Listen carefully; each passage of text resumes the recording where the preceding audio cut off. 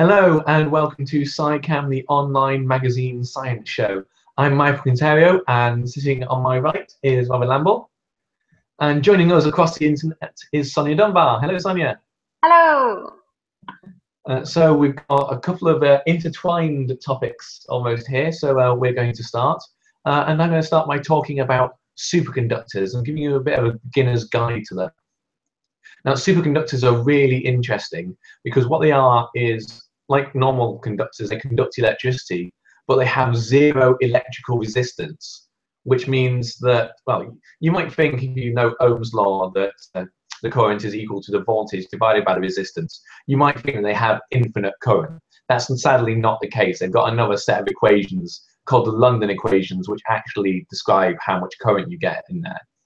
But it does mean that we can get huge currents with only a small application of voltage. And this is incredibly useful.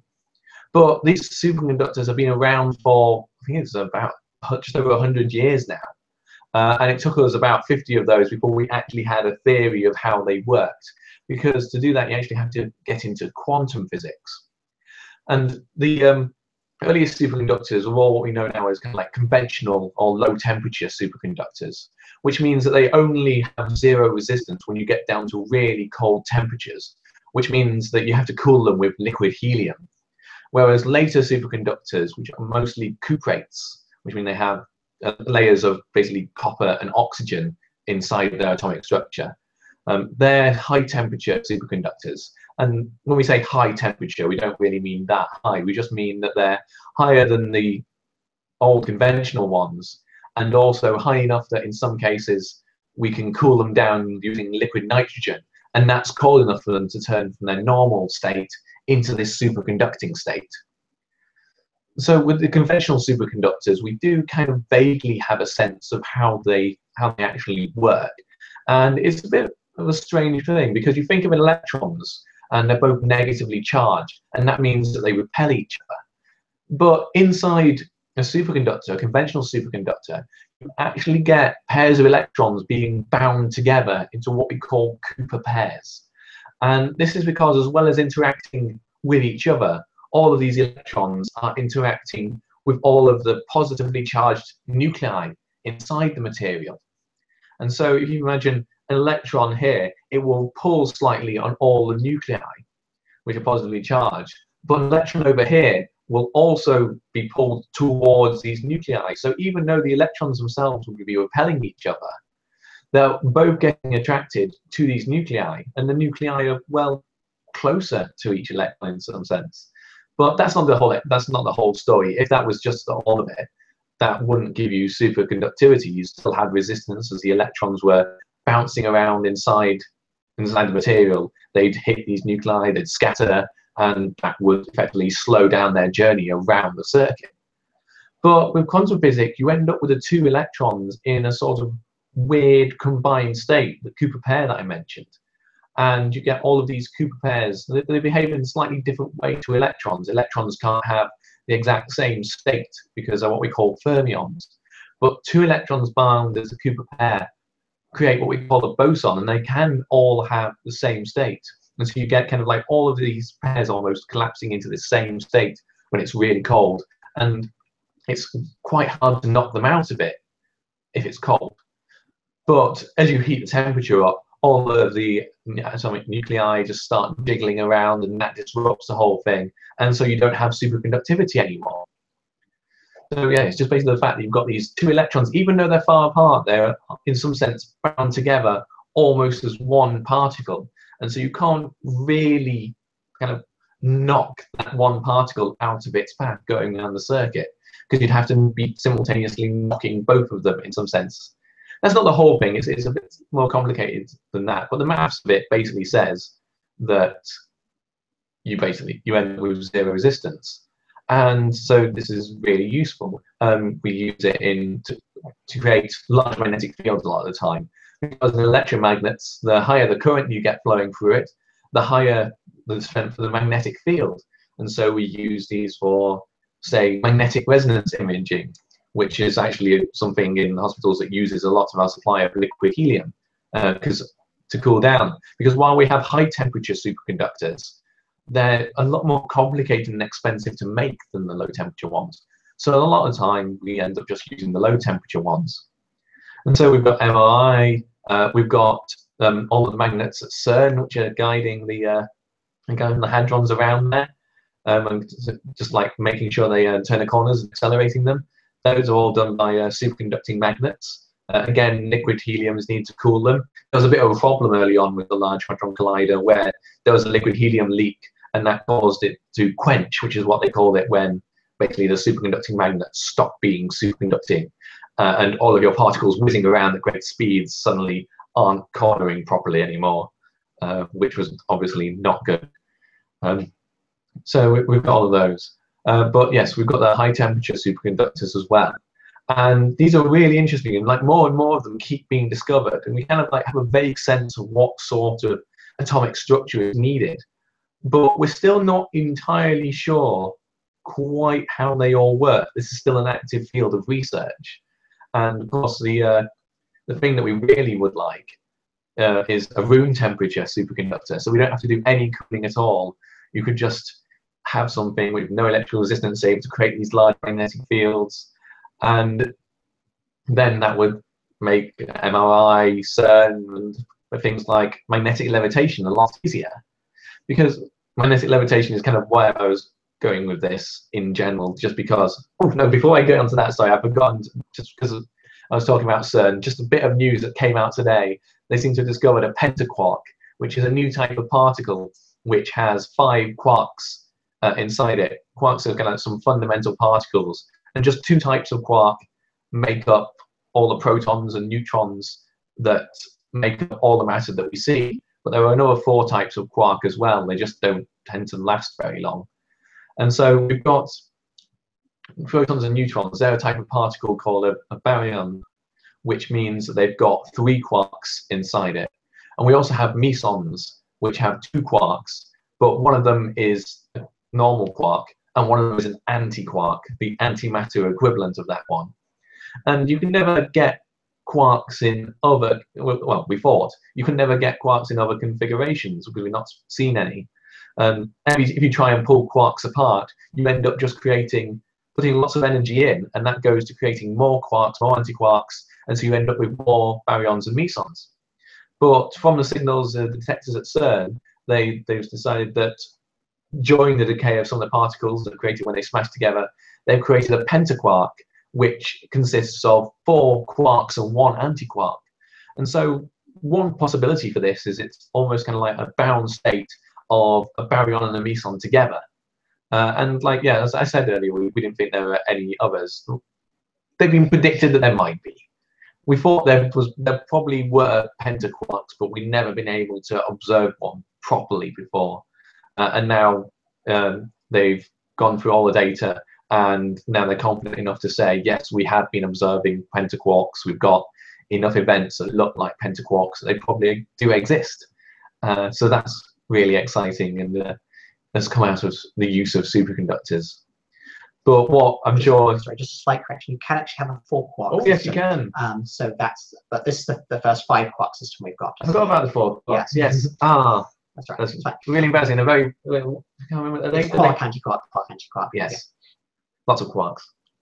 Well, on average, you have no quarks. You have an equal number of antiquarks. No quarks. So these things don't stay around for long because the quarks and antiquarks, yeah, they don't. They don't stick around. Yes, Sorry. yes. No, yeah. Good interruption. But yeah, so going back to superconductors, like magnetic levitation is, of course, something that we'd really like to be able to do at room temperature.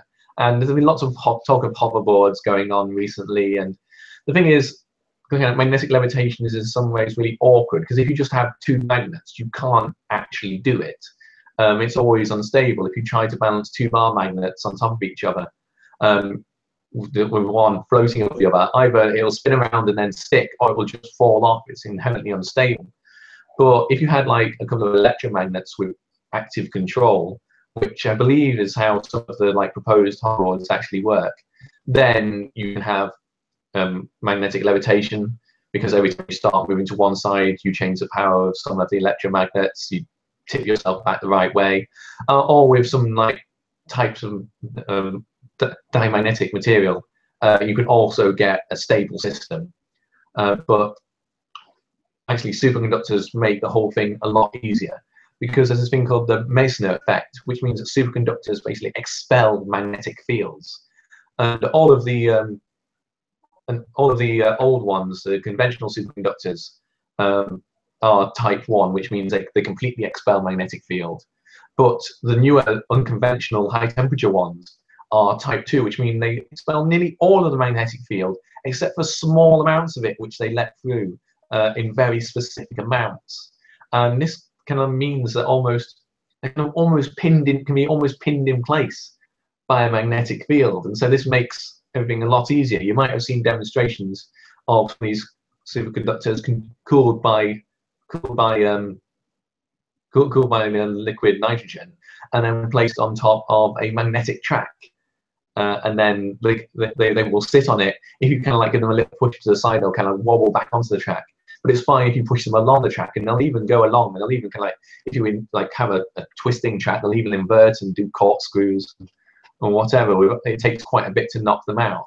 And so this would kind of be almost our ideal hoverboard situation, I guess, because it's so much easier. But on the other hand, it does mean that you need loads of like huge tracks of magnets, which is not great. But there are, of course, all the ones that we've got at the moment, like maglev trains and like, they require you to have, like, I believe they work with superconducting magnets inside the train and just lots of metal track, which is kind of a, is that right? No, they work using what's it called? They work using superconductors to make electromagnets, so they have, I believe, that active control. So obviously that's a lot easier, but there's a lot of stuff basically that we can do with superconductors. Maybe we'll get better hoverboards. Maybe we'll get strong enough magnetic fields from them that we'll be able to just balance using active control in the Earth's magnetic field, which is really weak. But yeah, that's a long way off. We're not going to quite see Marty McFly's hoverboard for a while, no matter what Back to the Future 2 said. That's it. Yeah, so that's superconductors. So I'm talking about a slightly related issue. So you've got superconductors, which is where you've got ultra-cool system, and then you've got no electrical resistance. I'm talking about superfluids. And superfluids are where you've got no, you might think of it as being resistance in the viscous sense. So if you've got a fluid that's moving at one speed, let's say at the riverbank, and then another speed in the middle, the riverbank obviously is standing still, so it doesn't move at all. So how fast the river can go in the middle is controlled by how viscous it is. So if you have syrup, it takes a long time to fit through a narrow hole, whereas water will go through that hole very quickly. A more viscous thing like syrup or honey, it's more difficult to move something through it because it would have to have the same speed as the thing right next to it in order to actually move. Superfluids have no viscosity though. So if you have a superfluid, it can fit through the most incredibly tiny hole you can possibly get the individual atoms through. Unfortunately, we only have one type of superfluid basically, or rather two different types of helium as superfluids. So that's not really a very large range of things. The problem is you need to cool this down to below 2 degrees Kelvin, or well, 2-point-something degrees Kelvin, in order to get any superfluid, and then the amount of superfluid increases as you go down in temperature. But everything other than helium will just completely freeze solid. You don't really have viscosity in a solid. You know, if it might have friction, but that's not really the same thing as viscosity. So you don't really have, in practice, any superfluids other than helium, just because nothing else is a liquid at a cold enough temperature. Except now scientists have slightly cheated by using a trick from biology. Things called E. coli bacteria have helped physicists to basically cheat and make something that does travel in a viscosity-free sense. What happens is you got your bacteria in your water and you give them some food so they can be active, and they'll whiz their little tails around to resist any motion that the water is trying to undergo. So bacteria have these flagella on the back, like little corkscrews that they whiz round and round and round. And this is how they swim. So if they see that there's more food in this direction than that direction, they can choose to go that way. Sometimes they'll do the same thing for oxygen. E. coli are kind of in between. They can use oxygen, they don't have to, which is very convenient if you're trying to do experiments where they have to eat up a lot of food in order to keep going. So fortunately, we have experiments both with and without oxygen, and they do better if they've got oxygen there. So you can measure how much the viscosity of the liquid effectively is when they do and don't have oxygen, and also if you how much you feed them.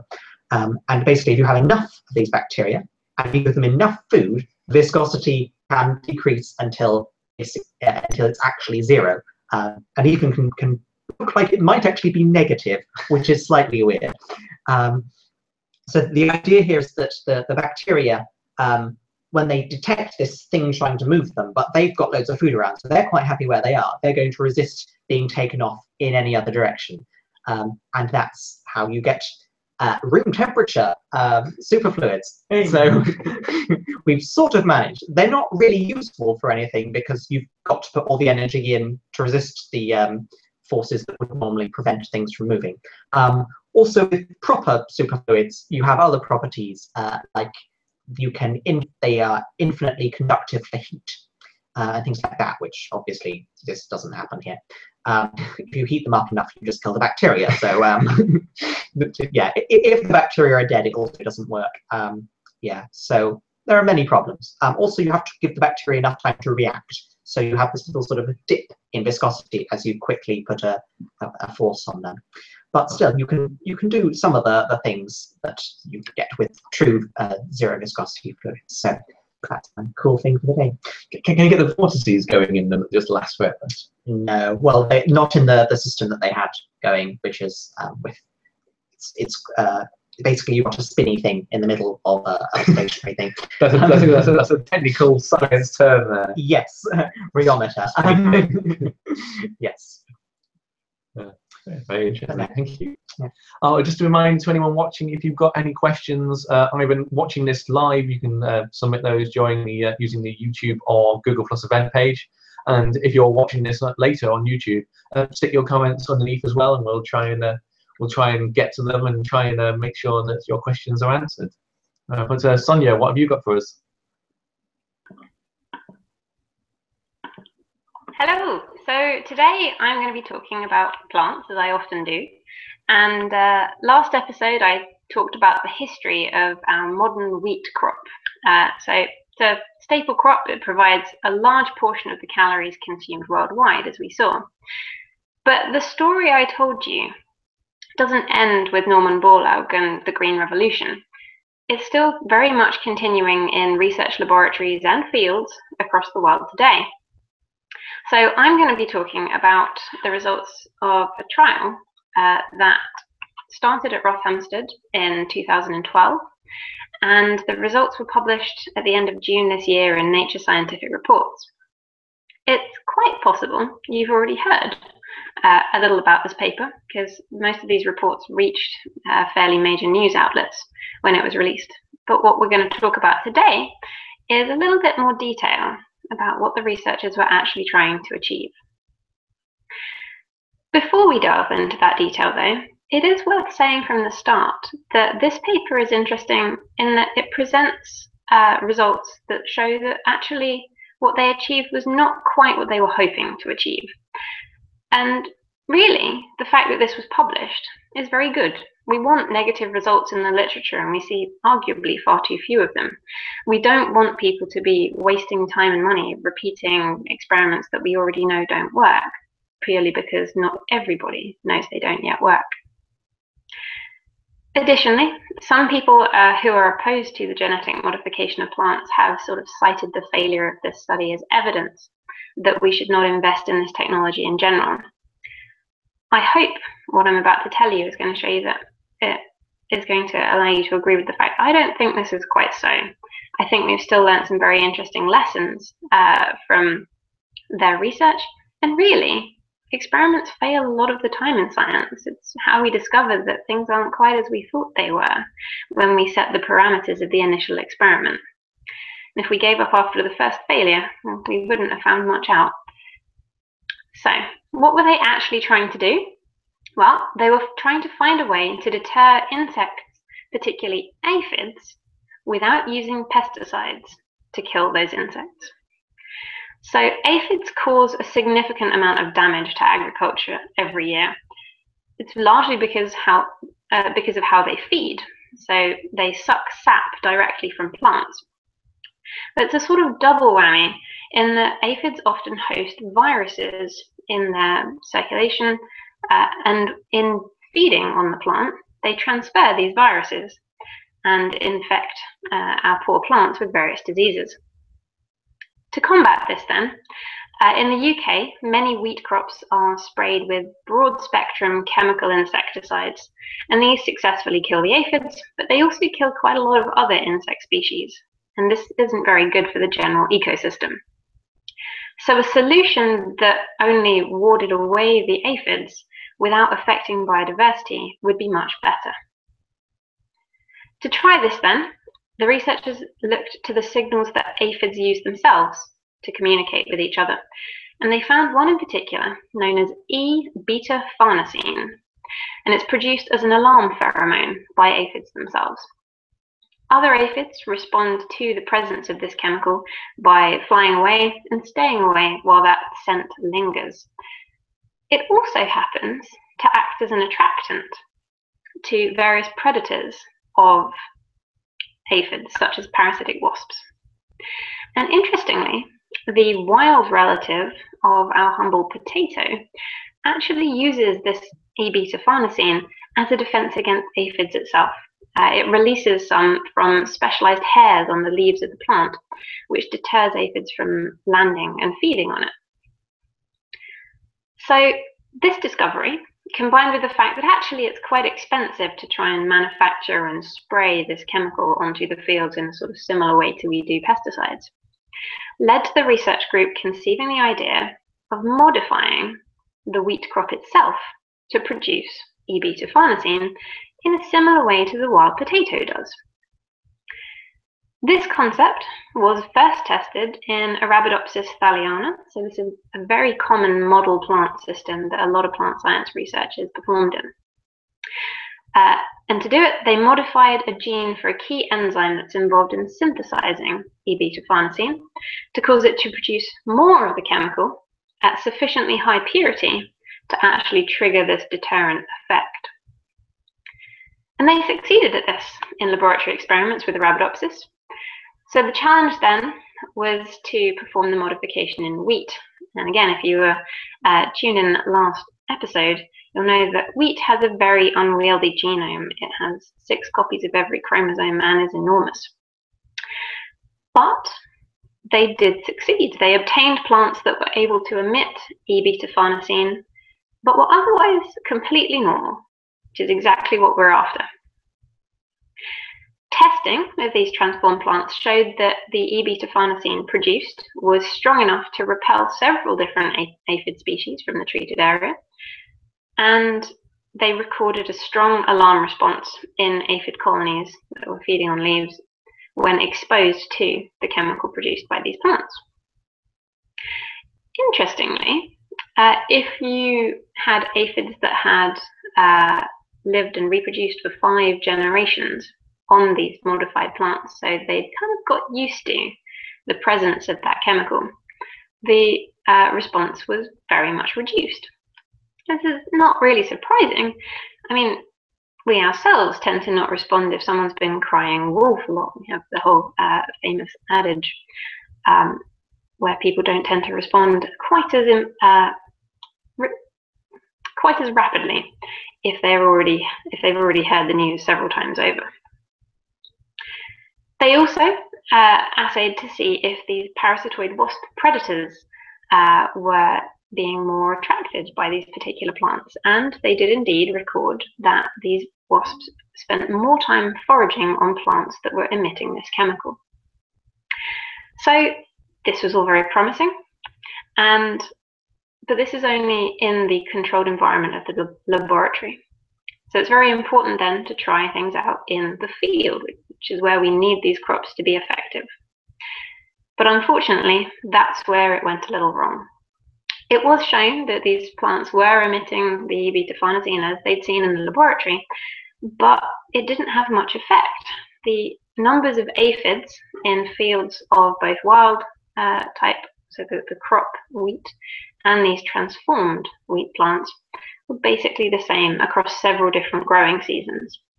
And there was also no particular difference in the number of aphids that were parasitized by the wasp predators in any of the plots in any of the years. So that's a little disappointing, unsurprisingly. And there are a couple of theories as to why the wheat didn't work in the field. The one the authors talk about in the paper thinks back to how that signal is actually used by the aphids. It's released as a chemical, as a sort of a short burst, a sudden warning which they respond to, and then it dies down. So they're suggesting then that because our transformed plants are just constantly emitting this chemical, it's not really triggering the same response because it's always there. And we already saw that if these aphids had become accustomed to its presence by growing in the presence of these plants over several generations, it's not so effective. So this potentially poses the challenge of trying to modify these plants so that they'll instead produce that chemical only in short bursts rather than continuously, but that's going to be a lot harder to engineer. So overall, there is a lot to learn from this trial. The researchers did succeed in creating a stably transformed wheat crop that produced an insect pheromone, which in itself is quite a challenge. They showed that that crop had the same yield and appearance as our wild type crops. And it highlights that actually insect responses to chemicals are a lot more subtle than we realized before. As I just said, the concept worked right up until the stage of deploying it in the field. So it hints that perhaps more is at play when you actually get to the uncontrolled natural environment than we previously anticipated. But I really hope that we can learn from this attempt and continue to develop not only strategies to boost crop production without sacrificing biodiversity, but also to target many of the other challenges that face global agriculture. And we need to turn our attention to these if we're going to try and feed the world. Well, thank you very much, Sonia. Yes, it does seem such a shame that it got so far and then yeah, it's like, oh, this doesn't actually work. Yeah, it is unfortunate, but you know, they did all the correct trials, so it was just left to the nature of what actually happens in the field. And it's really good, I think, that the results were reported so widely. So hopefully people can take up the idea and modify it. Yeah, it's interesting because one place where we really do want negative trials is medicine, and I know there's been an awful lot of push for that recently.